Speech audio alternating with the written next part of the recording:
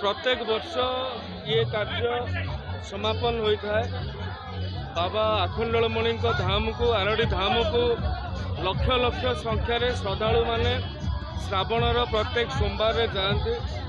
ये एक परंपरा सृष्टि होती आमर विगत दिन मानक जो श्रावणी जल नहीं कि जो श्रद्धालु मैंने जाऊँच पदसेवा से पानीय जल खाद्य जोगाण पर्यंत एवं मेडिकल ट्रिटमेंट पर्यंत ये सब कार्य करा जाए।